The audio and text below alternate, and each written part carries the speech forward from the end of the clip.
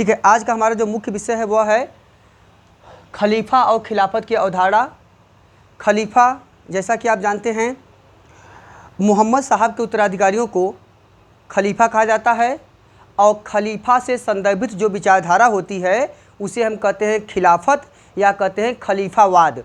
वाद शब्द जब भी जिस शब्द से पीछे लगता है उसका मतलब होता है कि उससे संदर्भित विचारधारा। तो खलीफा से संदर्भित विचारधारा, खलीफा के विचार, खलीफा के संदर्भ में प्रचलित पद्धतियाँ, खलीफा के संदर्भ में प्रचलित जो आइडियोलॉजी है, जो अवधारणा है, साथ ही साथ खलीफा के संदर्भ में जो अधिकार हैं, जो अधिकार और कर्तव्य आदि के संदर्भ में जो महत्वपूर्ण प्रक्रियाएं हैं खलीफा के संदर्भ में, सभी को मिला के कहा जाता है खिलाफत। तो खिलाफत एक प्रकार से खलीफावाद की पद्धति है जो खलीफा के अधिकारों, विचारों, उनके संदर्भ में विभिन्न प्रक्रियाओं को सम्मिलित रूप से मिला के समग्रतः, ठीक है, कंप्लीटली पूरी तरह से उसे खिलाफत या खलीफावाद के नाम से जाना जाता है। अब समझिएगा कि हमने कहा कि जब इस्लाम का आगमन हुआ, संसार में इस्लाम का जो प्रस्फुटन होता है वह मोहम्मद साहब से होता है। मोहम्मद साहब का समय जो है वह 6वीं शताब्दी ईस्वी से लेकर 7वीं शताब्दी ईस्वी तक है, क्योंकि मोहम्मद साहब का जन्म 570 ईस्वी में हुआ है और उनकी मृत्यु हुई है 632 में। मोहम्मद साहब, जिन्हें पैगाम्बर भी कहा जाता है, पैगाम्बर का मतलब होता है कि आकाश से या अंबर से पैगाम लाने वाला, अंबर से पैगाम लाने वाला या अंबर से मतलब आकाश से संदेश लाने वाला कहलाता है पैगाम्बर। तो पैगाम्बर का बेसिक तात्पर्य हो गया कि अंबर से पैगाम लाने वाला कहलाता है पैगाम्बर। इनकी दो अन्य महत्वपूर्ण उपाधियां हैं, वे हैं नबी और रसूल। ठीक है, तो नबी, रसूल और पैगाम्बर मोहम्मद साहब को कहा जाता है।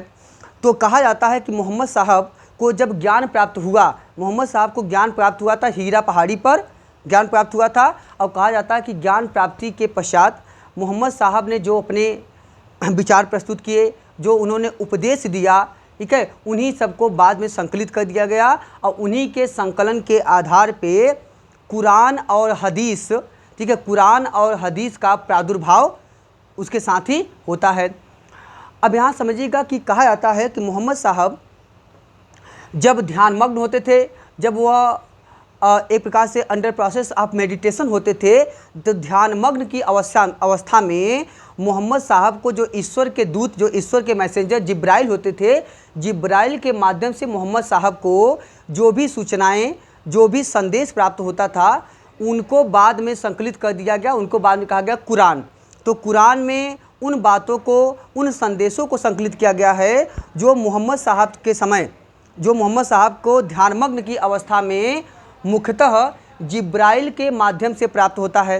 ठीक है, जबकि मोहम्मद साहब जब आम जनता से सरोकार होते थे, आम जनता से वार्तालाप करते थे, आम जनता को जब उपदेश देते थे, उन बातों को बाद में संकलित कर दिया गया और उसे नाम दे दिया गया आपका हदीस। ठीक है, उसे नाम दे दिया गया आपका हदीस। तो कुरान और हदीस जो हैं, यह दोनों धार्मिक और श्रद्धा के विषय माने गए और इनको बाद में कुरान की बातों और हदीस की बातों, दोनों की बातों को समाहित करके मुस्लिम राज्य के लिए, मुस्लिम शासन के लिए एक आचार संहिता के रूप में, एक नियमबद्ध आचरण के रूप में शरीयत या शरा का विकास किया गया। तो जो शरीयत या शरा है, जिसे हम बेसिकली इस्लामिक नियम कानून कहते हैं, इसमें कुरान और हदीस दोनों को समाहित कर दिया गया और दोनों को सम्मिलित नाम किया गया शरा या शरीयत। और यही शरा या शरीयत जो है आधुनिक काल में आकर मुस्लिम लॉ का मुख्य आधार है और इसी के आधार पर मुस्लिम लॉ को नियोजित किया गया। ठीक है, तो ये आपका प्रारंभिक अवधारणा का क्रमिक विकास हुआ है। अब आते हैं मोहम्मद साहब की जब मृत्यु हुई, मोहम्मद साहब की मृत्यु के पश्चात 632 में जब मोहम्मद साहब की मृत्यु हुई, तो मोहम्मद साहब की इच्छा थी कि उनके पश्चात जो उनका उत्तराधिकारी बने, वे बने अली तालिब।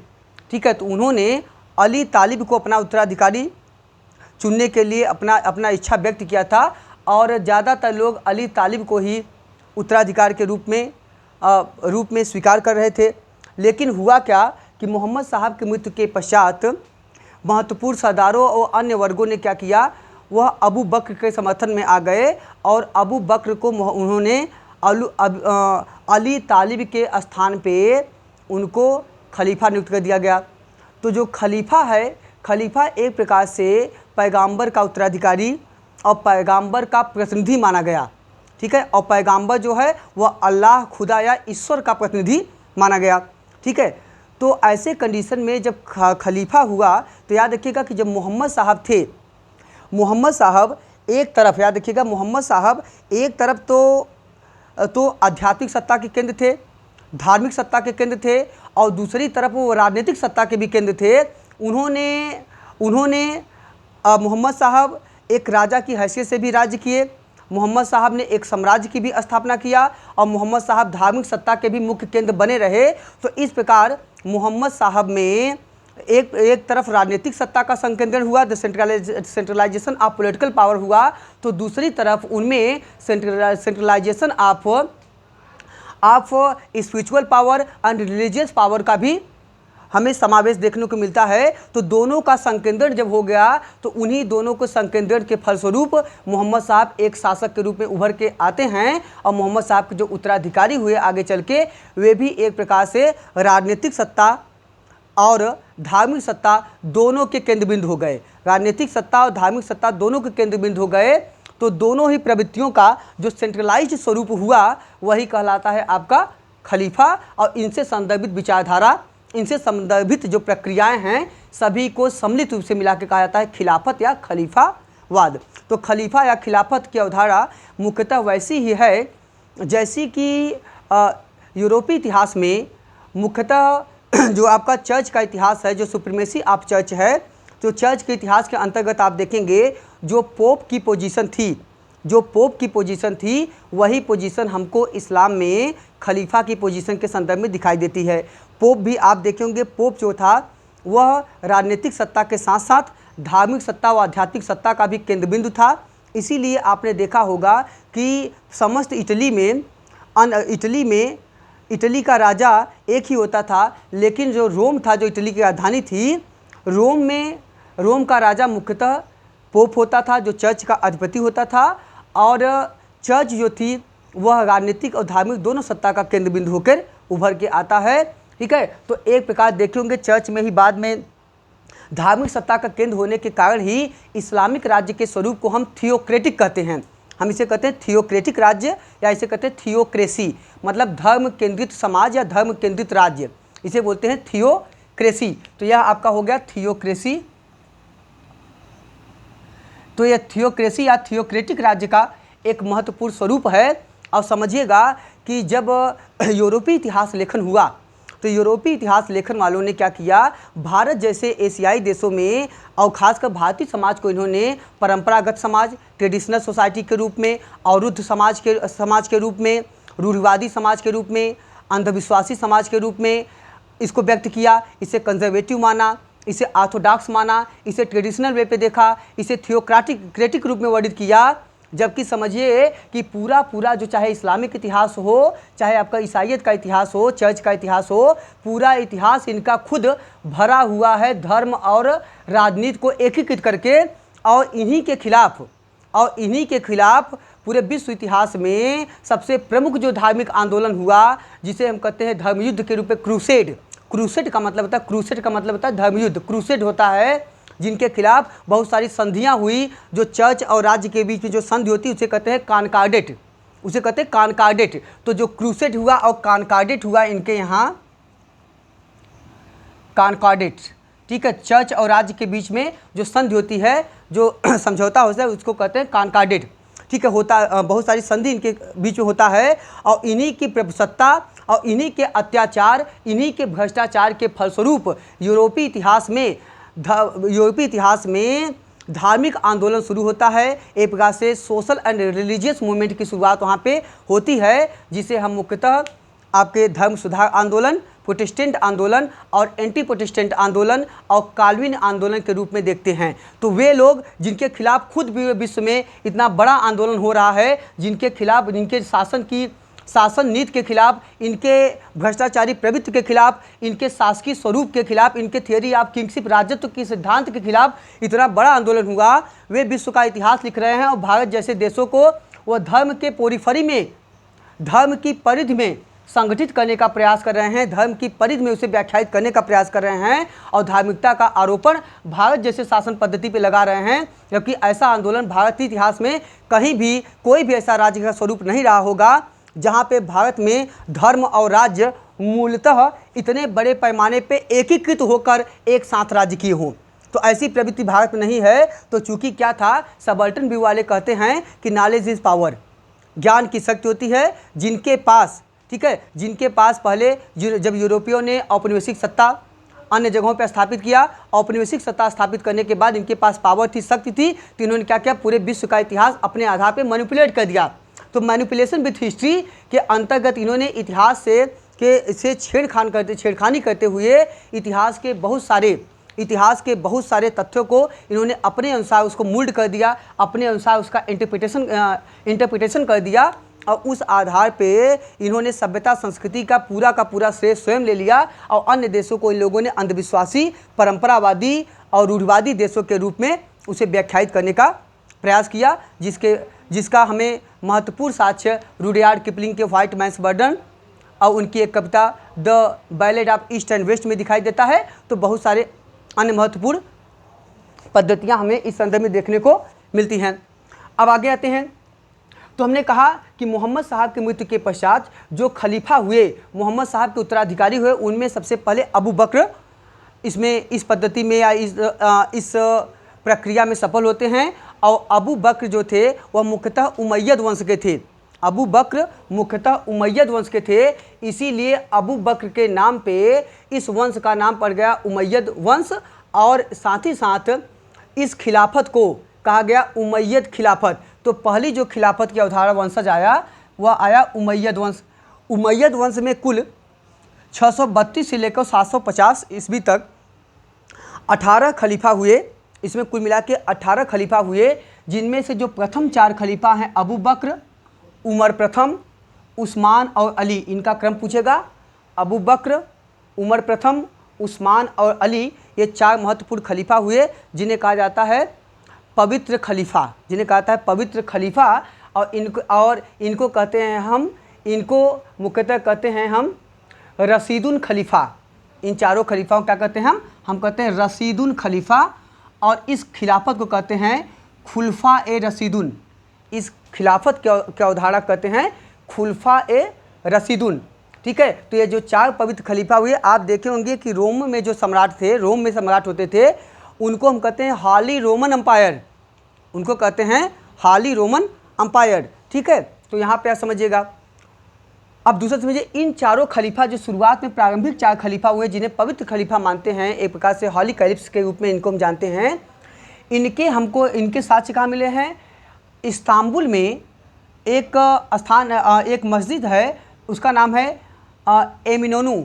जो एमिनोनू मस्जिद है, यहाँ पे एक नया मस्जिद बनाया गया है जिसे एमिनोनू का मस्जिद कहते हैं। यहाँ पे हमको पवित्र 4 खलीफाओं के बारे में जानकारी मिलती है और उनके नाम वहाँ पे हमको अंकित प्राप्त होते हैं। इन चारों खलीफाओं में जो प्रमुख 4 खलीफा हुए, इनमें से इनकी जो प्रारंभिक राजधानी थी वह थी मदीना। राजधानियों का क्रम पूछता है। जब अली हुए तो 3 के समय तक तो यह मदीना बनी रही राजधानी, लेकिन जब अली शासक बने या खलीफा बने तो अली के समय में राजधानी बन गई कूफा। और इसके बाद जब मुआविया हुए तो उन्होंने इसके स्थान पर राजधानी बना दिया दमिश्क को, और बाद में आगे चल के मिस्र में बगदाद को इनकी राजधानी बना दिया गया। तो इनकी राजधानी का क्रम आपका इस प्रकार है, पूछ सकता है। दूसरा आगे समझिएगा महत्वपूर्ण तथ्य, कहा जाता है कि जो अली हैं यही इनमें से शिया के अंतर्गत, शिया की अवधारणा के अंतर्गत, शिया संप्रदाय के अंतर्गत अली को ही मोहम्मद साहब का प्रथम वैध उत्तराधिकारी माना जाता है। प्रथम वैध उत्तराधिकारी माना जाता है क्योंकि मैंने चर्चा किया था कि जो मोहम्मद साहब जो अली तालिब को चाहते थे कि वह खलीफा बने, तो अली तालिब के ही वंशज थे।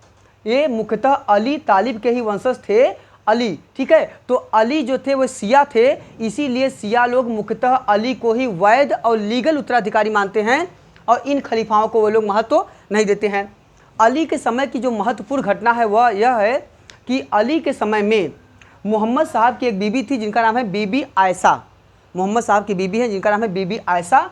तो बीबी आयशा और अली के समय महत्वपूर्ण युद्ध हुआ। अली का जो विवाह हुआ था वह मोहम्मद साहब की पुत्री फातिमा से हुआ था। अली का विवाह मोहम्मद साहब की पुत्री फातिमा से हुआ था और मोहम्मद साहब की कई रानियाँ थी, जिसमें एक रानी थी बीबी आयशा। आयशा और अली के बीच में जो सत्ता के लिए जो संघर्ष हुआ, उस क्रम में एक महत्वपूर्ण युद्ध हुआ जो 656 ईस्वी में होता है। इसे कहते हैं हम जंगे जमाल। इसे कहते हैं जंगे जमाल या उष्ट्र का युद्ध, मतलब ऊँटों का युद्ध, जिसे कहते हैं बैटल ऑफ कैमल, जिसे हम कहते हैं बैटल ऑफ कैमल। तो बैटल ऑफ कैमल जो युद्ध है, यह युद्ध इस प्रक्रिया के अंतर्गत एक महत्वपूर्ण युद्ध के रूप में आपका जाना जाता है। तो अब आगे समझिएगा, हमने ये कहा कि अली के समय, ठीक है, अली के तक इतिहास आप देखें। अली के बाद क्या हुआ, अली के बाद जो अगले खलीफा हुए, ठीक है, अली के बाद अगले खलीफा जो हुए वे हुए मुआविया। जो मुआविया हुए तो मुआविया ने क्या किया, इनको कहीं कहीं मुआविया भी लिखते हैं, आधा हुआ लिखते हैं मुआविया। मुआविया जब हुए तो इन्होंने अपनी राजधानी बना दिया दमिश्क को। और मुआविया ने क्या किया, मुआविया ने अपने पश्चात इन्होंने खलीफा के पद को, मुआविया ने खलीफा के पद को वंशानुगत बना दिया। तो याद रखिएगा, खलीफा के पद को वंशानुगत किसने बनाया, मुआविया ने। मुआविया ने खलीफा के पद को जब वंशानुगत बना दिया, हेरिडेटरी सिस्टम पे लागू कर दिया, तो उन्होंने क्या किया, अपने पुत्र याजिद को उन्होंने गद्दी पे बैठा दिया। जब याजिद हुए तो कहा जाता है कि जब याजिद हुए तो इसी समय याजिद ने क्या किया कि याजिद जो थे वे बहुत ही क्रूर प्रकृति के थे। याजिद जो हैं वे बहुत उनकी शासन पद्धति से बेसिकली इराक और अरब के क्षेत्र के जो मुस्लिम थे वे बहुत नाराज़ थे। और उन लोगों ने क्या किया, मोहम्मद साहब के ही वंशज जो थे मोहम्मद साहब के नवासे, मतलब मोहम्मद साहब के जो पोते थे, ग्रैंडसन थे, ठीक है, उनमें थे आपके हज़रत इमाम हुसैन। तो हज़रत इमाम हुसैन के पास ये लोग जाते हैं और ये लोग कहते हैं कि हमको याजिद के अत्याचार से मुक्त कराइए और याजिद से सत्ता लेकर आप शिया सत्ता की स्थापना कीजिए। तो ऐसे क्रम में कहा जाता है कि इसी पहले तो हालांकि हुसैन युद्ध नहीं करना चाहते थे और जो याजिद हैं, याजिद ने लगातार हुसैन को अपनी तरफ मिलाने का भी प्रयास किया, लेकिन जब यह संभव नहीं हो सका तो कहा जाता है कि ऐसी पद्धति में लगभग 680 ईस्वी में एक महत्वपूर्ण युद्ध हुआ जिसे कहते हैं बैटल ऑफ करबला, जिसे कहते हैं हम 680 में हुआ, वह होता है करबला का युद्ध। तो आपका करबला का युद्ध जो है बैटल ऑफ करबला, यह होता है 680 ईस्वी में। कहा जाता है कि इस युद्ध में मुख्यतः जो हज़रत इमाम हुसैन की तरफ से लगभग, केवल ज़्यादा नहीं, लगभग 72 परिवार ही लड़े थे। और कहा जाता है कि इनमें से कुछ लोग कहते हैं कि अगर पुरुषों की संख्या मानी जाए, मतलब एज ए योद्धा कह सकते हैं, तो कुल मिला के 72, कहीं कहीं मिलता है 85। तो मान लीजिए मोटे तौर पे 72 पुरुष ही केवल इसमें थे और उनमें से कई जो थे वो बच्चे थे जो 11 वर्ष या 11 वर्ष से कम और उससे थोड़े बहुत ऊपर के थे। तो कहा जाता है कि इसमें जबकि याजिद की तरफ से लाखों की सेना थी और कहा जाता है करबला के युद्ध में इनका बहुत ब्रूटली, इनका क्रूरता से नरसंहार किया गया। 72 लोगों का, पूरे के पूरे लोगों का नरसंहार किया गया। इसी में अली जैसे छोटे बच्चों को का भी नरसंहार किया गया। और इसीलिए आप देखे होंगे जो करबला के युद्ध में व्यापक नरसंहार हुआ, यह इस्लामिक इतिहास में एक धब्बा के रूप में इस्लामिक अवधारणा और इस्लामिक जो भाईचारे की भावना होती है, जिसे हम कहते हैं इस्लामिक भाईचारे, कहते हैं मिल्लत की भावना इस्लामिक। और पूछेगा मिल्लत क्या है, तो इस्लामिक भ्रातृत्व की भावना को कहते हैं मिल्लत। और जो सुन्नत की अवधारणा, सुन्नत मतलब होता है सदाचार, तो मिल्लत को हम बोलते हैं इस्लामिक भाईचारे की अवधारणा, इसको बोलते हैं मिल्लत। और सुन्नत को हम कहते हैं सदाचार की भावना। सदाचार। तो जो सुन्नत और मिल्लत की अवधारणा इस्लाम में बड़े बड़े शब्दों में कहा गया, ठीक है, उसकी यहाँ पे एक प्रकार से उस पर व्यापक रूप से धब्बा लगता है। और यह इस्लामिक इतिहास में यह युद्ध जो है वह पूरी तरह से मानवता का विरोधी, मानवता के विरुद्ध में किया गया युद्ध प्रतीत होता है। इसीलिए आप देखे होंगे कि जब मुहर्रम होता है तो मुहर्रम में इसी जो अली हैं, जो छोटे छोटे बच्चे मारे गए थे, अली भी मारे गए थे इसी में, ठीक है। अली मतलब जो हजरत इमाम हुसैन की तरफ से लड़े थे, उसमें एक बच्चा था अली, ठीक है। जो वे लोग मारे गए थे उन्हीं के याद में आप देखे होंगे बेसिकली मरसिया पढ़ा जाता है। उन्हीं की याद में एक प्रकार का विलाप होता है, एक प्रकार का जो होता है, ठीक है। तो ऐसे पद्धति में ये लोग एक लैमेंट करते हैं, अपना दुख व्यक्त करते हैं, अपना रक्त बहाते हैं। तो उन्हीं के सम्मान में, उन्हीं की याद में किया जाता है, जो आपका बैटल ऑफ करबला के तहत आप देखते हैं। तो हमने कहा कि कुल मिला के जो उमैयद खिलाफत है, यह खिलाफत 632 से 750 तक चलता है, जिसमें कुल मिला के 18 खलीफा हुए। इसमें जो अंतिम खलीफा हुए उनका नाम था मारवान द्वितीय। उनका अंतिम खलीफा कौन है? मारवान द्वितीय। मारवान द्वितीय के समय क्या हुआ, एक महत्वपूर्ण अन्य योद्धा हुए जिनका नाम था अब्दुल्ला। अब्दुल्ला ने क्या किया, अब्दुल्ला ने 750 में एक युद्ध हुआ जिसे कहते हैं जब का युद्ध। ये कब हुआ था? 750 ईस्वी में हुआ जब का युद्ध। इसी जब के युद्ध में इन्होंने मारवान द्वितीय, ठीक है, मारवान द्वितीय को पराजित करके उनकी हत्या कर दिया। मारवान द्वितीय को पराजित करके उनकी हत्या कर दिया। और हत्या करने के बाद इन्होंने खिलाफत पे अधिकार कर लिया और ये लोग स्वयं खलीफा बन गए। तो इनके अब्बास के नाम पे, या अब ठीक है, अब्दुल्ला के नाम पे इनके खिलाफत का नाम हो गया अब्बासी खिलाफत। तो उमैयद खिलाफत के स्थान पे जो अगला खिलाफत आया वो क्या आया? वह कहलाया आपका अब्बासी खिलाफत। अब्बासी खिलाफत कुल मिला के 750 ईस्वी से लेकर 1258 ईस्वी तक सतत रूप से चलता है। और 1258 में, ठीक है, 1258 में क्या होता है? 1258 में जो मंगोल नेता थे हलाकू, हलाकू ने इन पे आक्रमण कर दिया। और हलाकू ने आक्रमण करने के बाद, ठीक है, हलाकू ने आक्रमण करके, हाँ, मुस्तासिम जो इसके अंतिम खलीफा थे, मतलब अब्बासी वंश के अंतिम खलीफा कौन थे? मुस्तासिम, इसके नाम थे मुस्तासिम। अंतिम खलीफा मुस्तासिम की हत्या कर दिया। किसने हत्या किया? हलाकू ने अंतिम खलीफा, अब्बासी वंश के अंतिम खलीफा मुस्तासिम की हत्या 1258 में कर दिया। और 1258 में करके खिलाफत को वहाँ से छिन्न भिन्न कर दिया, समाप्त कर दिया। उसके बाद क्या हुए? खलीफा के वंशज दूर दूर के क्षेत्रों में भाग गए।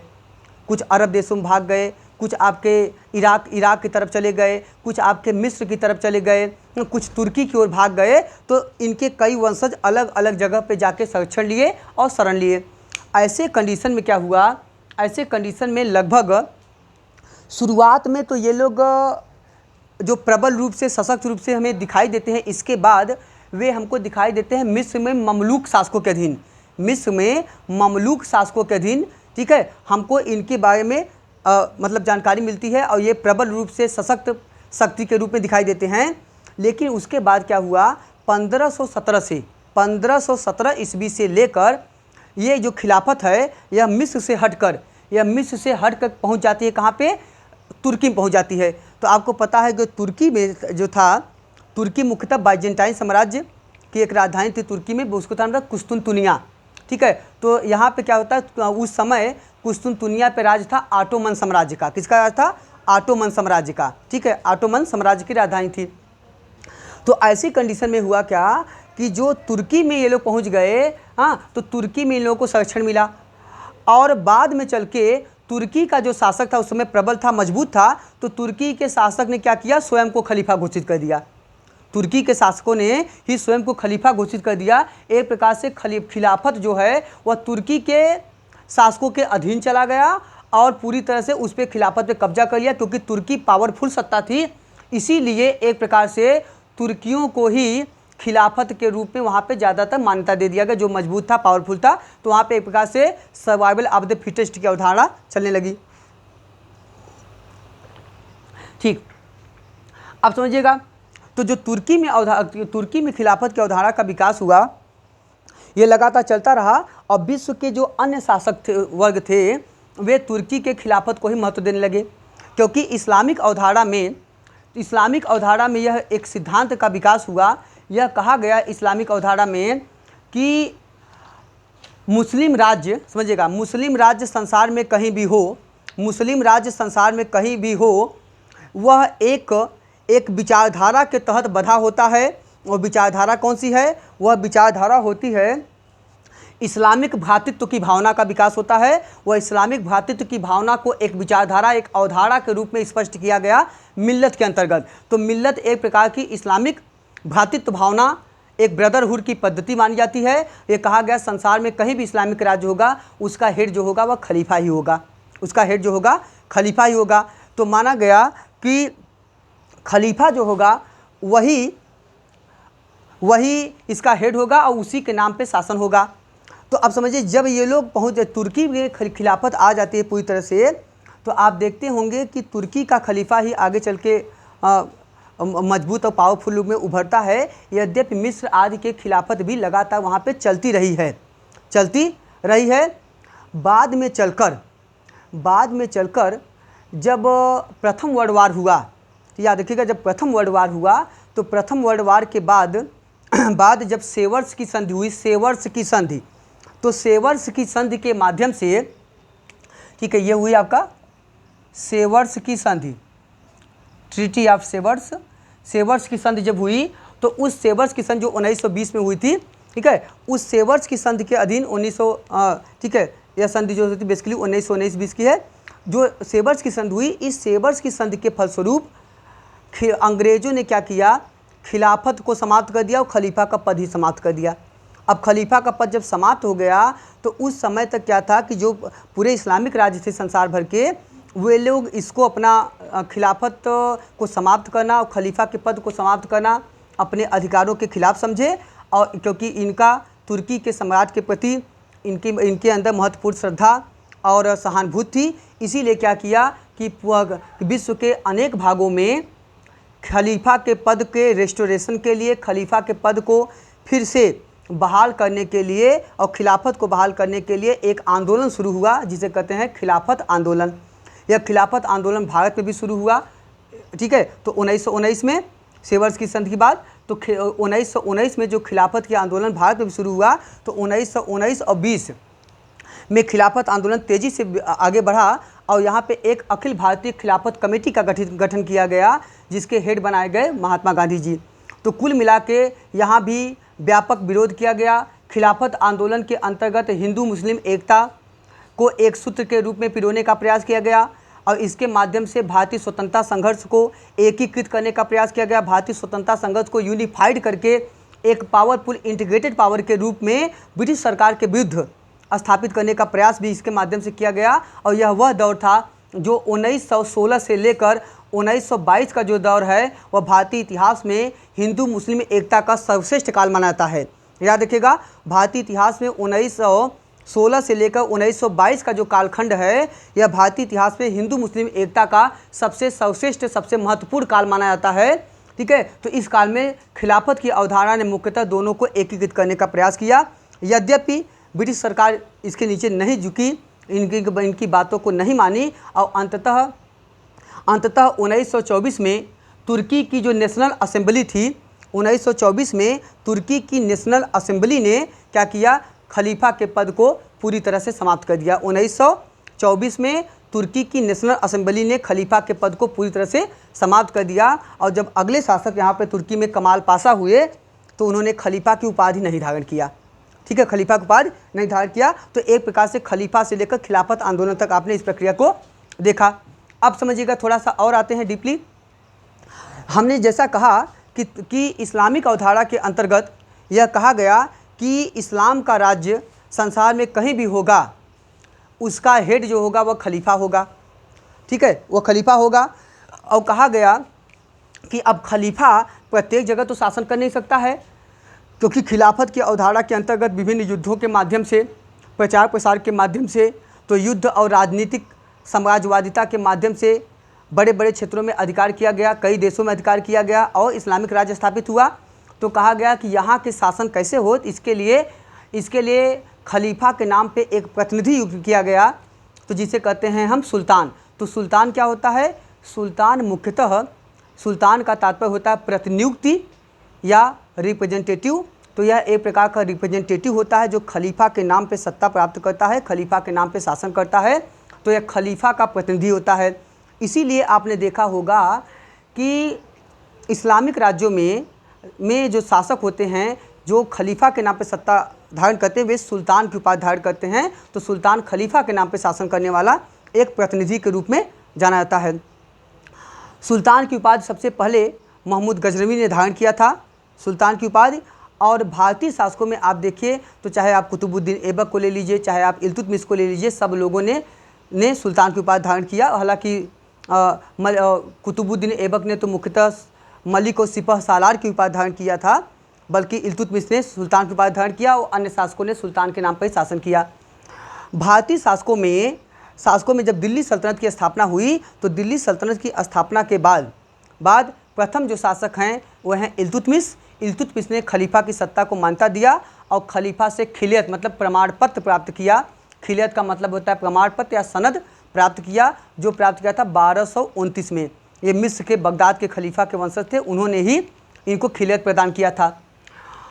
उनके उनको खिलियत प्रदान किया था। और याद रखिएगा कि इसी समय जो बंगाल के शासक नासिरुद्दीन थे, उन्होंने भी खलीफा से खिलियत प्राप्त किया था।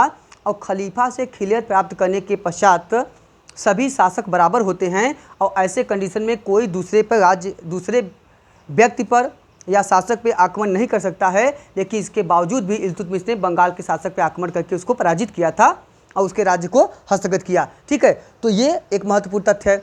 आगे समझिएगा कि इल्तुतमिश प्रथम व्यक्ति हुए जिन्होंने खलीफा के नाम के सिक्के भी जारी किए और इन्होंने टकसालों के नाम की परंपरा भी इन्होंने पहली बार शुरू किया था। तो इनके मुद्रा पे, इनके सिक्कों पे टकसाल का नाम भी अंकित करने की प्रक्रिया हमको दिखाई पड़ती है। हाँ, तो अब ये हुआ। दूसरा समझिएगा, इसके पश्चात हम देखते हैं कि इसके पश्चात जो शासक हुए, जैसे अगर हम बलबन को देखें तो बलबन में भी आपने देखा होगा कि बलबन ने मुख्यतः नियाबत खुदाई और जिले इलाही की उपाधि धारण किया। खलीफा की सत्ता को आगे के लगभग सभी शासकों ने महत्व दिया, लेकिन इनमें से जो खिलजी वंश के महत्वपूर्ण शासक मुबारक खिलजी हुए, तो उन्होंने खलीफा की सत्ता को न मान्यता देकर इन्होंने स्वयं को ही खलीफा घोषित कर दिया। तो मुबारक खिलजी ने स्वयं को ही खलीफा घोषित कर दिया था। इसके अतिरिक्त चाहे बलबन हो, चाहे अलाउद्दीन खिलजी हो, इन सभी ने खलीफा को महत्व दिया। और अमीर खुसरो का ग्रंथ है खजाइनुल फुतूह में अलाउद्दीन खिलजी को सदैव खलीफा कहा गया है। ठीक है, खजाइनुल फुतूह में अलाउद्दीन खिलजी को सदैव खलीफा कहा गया है, जनता का चरवाहा कहा गया है, विश्व का खान कहा गया है। तो बहुत सारी उनको उपाधियाँ वहाँ पे दी गई हैं, याद रखिएगा। इसी तहत मैंने कहा कि मुबारक खिलजी, ये कई बार क्वेश्चन पूछा गया है, जिन्होंने स्वयं को खलीफा घोषित किया।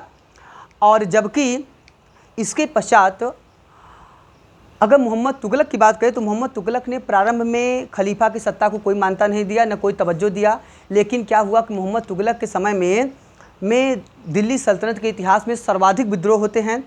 सबसे ज़्यादा विद्रोह इसी के समय हुए। इतने ज़्यादा विद्रोह हो गए कि मोहम्मद बिन तुगलक स्वयं कहता है कि मेरा साम्राज्य बीमार हो गया है, अगर मैं इसकी एक तरफ से बीमारी सही करता हूँ तो ये दूसरी बीमारी इसमें हो जाती है। तो इतना ज़्यादा त्रस्त हो गया जनता से अपने विद्रोहों से कि उसने क्या किया, उसने बाद में खलीफा के वंशजों को ढूंढने का प्रयास करना शुरू कर दिया। और मिस्र में उस समय खलीफा मिले, तो मिस्र के जो खलीफा उस समय मिले वो खलीफा के सबसे दरिद्र वंशज थे। ठीक है, तो उनका नाम था गियासुद्दीन मोहम्मद, जो मिस्र में रहते थे, बगदाद में। वहाँ उनको बुलाए, उनसे बड़ा रिक्वेस्ट किए, बुलाए। और बुलाने के पश्चात क्या किए, अपना नीचे बैठ गए और कहा कि सर अपना पैर इसी पे रख दीजिए।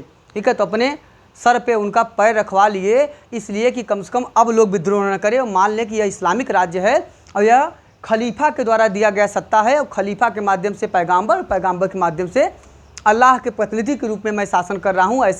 ऐसे कंडीशन में कम से कम यह लोग विद्रोह करना बंद कर दें। तो वहाँ पे हमको खिलाफत के संदर्भ में महत्वपूर्ण जानकारी आपको मिल रही है। इसी तरह समझिएगा बलबन के समय में एक अभिलेख मिला है, वह है गढ़मुक्तेश्वर से। ठीक है, बलबन के समय का एक अभिलेख मिला है गढ़मुक्तेश्वर से। इस अभिलेख में बलबन को खलीफा कहा गया है। बलबन ने स्वयं को यहाँ भी खलीफा कहा है, तो बलबन को खलीफा कहा गया है। खलीफा क्या समझिए, खलीफा का नायक।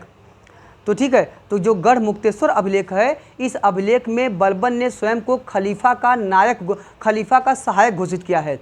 खलीफा का सहायक घोषित किया है किसने? बलबन ने गढ़मुक्तेश्वर अभिलेख में। और बलबन का ही एक अन्य अभिलेख है जो 1276 ईस्वी का है। यह मिलता है आपका दिल्ली के पय्यम वायली से, कहीं से लिखते हैं पय्यमपल्ली, तो पय्यम वायली से मिला है। इस अभिलेख में दिल्ली का नाम मिलता है योगिनीपुर, दिल्ली का नाम मिलता है योगिनीपुर। आगे समझिए कि इसके पश्चात हम देखते हैं कि बलबन के पश्चात जब फिरोज़ तुगलक हुए, फिरोज़ तुगलक ने अपने जीवन काल में 2 बार, याद रखिए, फिरोज़ तुगलक ने अपने जीवन काल में 2 बार खलीफा से खिलयत प्राप्त किया है। खलीफा से खिलयत प्राप्त किया है, 2 बार इन्होंने खलीफा से खिलयत प्राप्त किया है। और ऐसे कंडीशन में यह दिल्ली सल्तनत का प्रथम शासक है जिसने अपने को खलीफा का नायब घोषित किया है। तो याद रखिएगा, फिरोज़ तुगलक दिल्ली सल्तनत का पहला शासक है जिसने अपने को खलीफा का नायब घोषित किया है, जबकि बलबन ने अपने को खलीफा का सहायक घोषित किया है और मुबारक खिलजी ने स्वयं खलीफा घोषित किया है। और अलाउद्दीन खिलजी को खजानुल फुतूह में सदैव खलीफा कहा गया है। याद रखिएगा, इसी तहत एक प्रमुख शासक हुए हैं आपके, वे थे बंगाल में शासक हुए थे। बंगाल के शासक हैं, इनका नाम है आपका अलाउद्दीन हुसैन शाह। जो अलाउद्दीन हुसैन शाह हैं, इनकी उपाधि थी खलीफतुल्लाह। अलाउद्दीन हुसैन शाह की उपाधि थी खलीफतुल्लाह। अलाउद्दीन हुसैन शाह की उपाधि है खलीफतुल्लाह। अच्छा, और समझिएगा, दिल्ली सल्तनत वालों ने क्या किया, इन्होंने खलीफा को इतना महत्व दिया कि दिल्ली सल्तनत का जो मुख्यालय होता था, शासन का मुख्यालय, उसे हम कहते थे दारुल खिलाफा।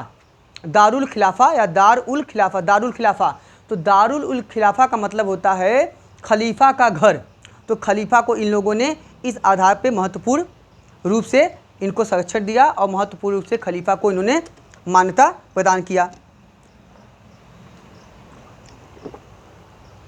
और आते हैं, लेकिन मुग़लों में क्या हुआ, जब मुग़ल वंश की स्थापना हुई तो मुग़लों ने क्या किया, मुग़लों ने स्वयं को सुल्तान नहीं घोषित किया। याद रखिएगा, मुग़लों ने स्वयं को सुल्तान नहीं घोषित किया।